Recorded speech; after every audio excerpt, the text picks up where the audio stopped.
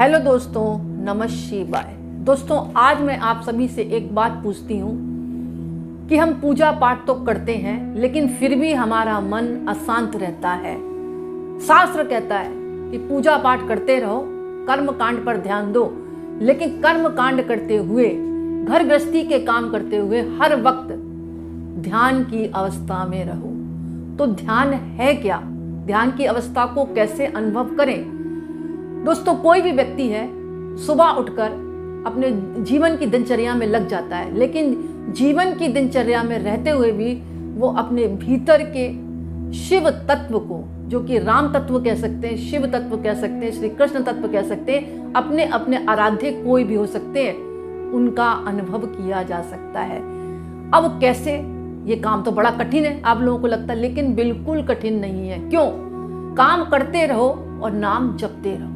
भज गोविंदम, ये शब्द किस पर लिखा है?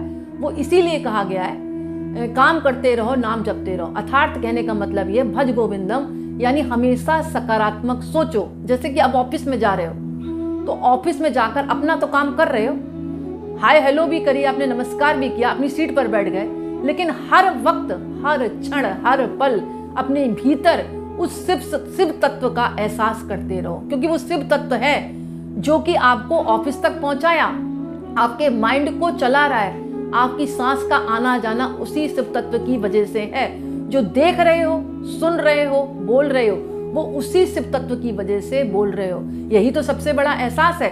अगर वो नहीं है तो क्या तुम ऑफिस जा पाते, हाय हेलो कर पाते, दुनिया को देख पाते, सुन पाते, कानों से सुन पाते, आंखों से देख पाते? नहीं। यही तो ध्यान की अवस्था है। ध्यान का मतलब है अपने भीतर उस शिव तत्व को एकदम जागृत रखना। हालांकि वो जागृत तो है, लेकिन हम जो कहते हैं ना, दुनिया की फालतू चीजें, जो सारी की संसार की नश्वर है, जिनका अंत होना है, उसमें उलझे रहते हैं। जिस काम के लिए धरती पर आए हैं, उस काम पर तो हमारा ध्यान नहीं जाता।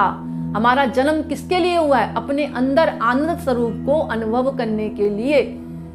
50 के हो जाते हैं, 70 के हो जाते हैं, इस दुनिया से चले जाते हैं, अंत तक उस आनंद को हम अनुभव नहीं कर पाते, जबकि आनंद मेरे भीतर, आप सबके भीतर है, वही शिव तत्व है। सिर्फ अनुभव करना है। अनुभव की स्थिति उसी समय आ सकती है जब दुनिया में रहते हुए आप भीतर के तत्व पर ध्यान लगाएंगे, अन्यथा आपको बाहरी चीजों में ही ध्यान लगा रहेगा और अंत में इस दुनिया से आप विदा हो जाएंगे, कुछ भी नहीं ले जा सकते, और फिर जो है 84 लाख योनियों में भ्रमण करते रहेंगे। ये चक्र चलता रहेगा, चक्रव्यूह की तरह। तो इसीलिए शास्त्र कहता है, ये मनुष्य योनि, मनुष्य तन बहुत भाग्य से मिला है। किसी को अगर गलत बोल रहे हो तो वहां पर भी कर्म पैदा होता है। तो क्यों किसी को गलत बोलो, किसी के बारे में सोचो? क्या तुम्हारे पास इतना टाइम है? क्षणिक टाइम है। हर पल, हर क्षण अपने भीतर शिव परम शक्ति को, जो शिव तत्व है, उस पर फोकस करो। जब आपने उस पर फोकस कर लिया, दुनिया में असंभव काम भी संभव होने लगेंगे। आप जहां जाएंगे, लोग आपकी तरफ अपने आप आकर्षित होंगे।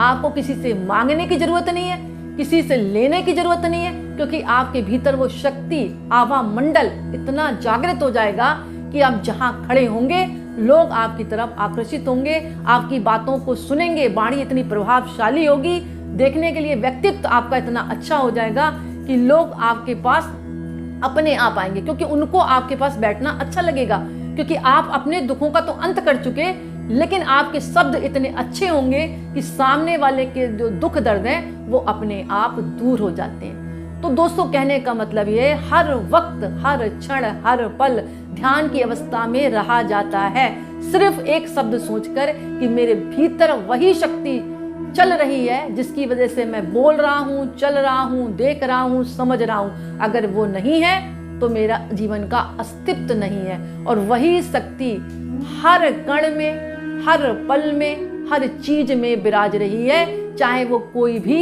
योनि की हो, पशु पक्षी, कोई भी जीव हो, हर में वही परम शिव विराज रहा है। तो दोस्तों, आज के बाद आप जीवन में कभी भी निराश ना हो। दुख आएंगे, चले जाएंगे, ये सोच लें आप, ये संघर्ष तो चलता रहेगा जब तक आपका जीवन इस धरती पर है, लेकिन उसको, उस संघर्ष से लड़ने की शक्ति कौन देता है? वो परम शक्ति भीतर शिव। तो आज के बाद ध्यान की अवस्था में रहो, काम करते रहो, नाम जपते रहो और ध्यान भगवान शिव पर लगाते रहो। तो दोस्तों आज का वीडियो मैं ही समाप्त करती हूँ। पसंद आए तो लाइक करें और कमेंट्स में नमः शिवाय जरूर लिखें। बहुत बहुत धन्यवाद।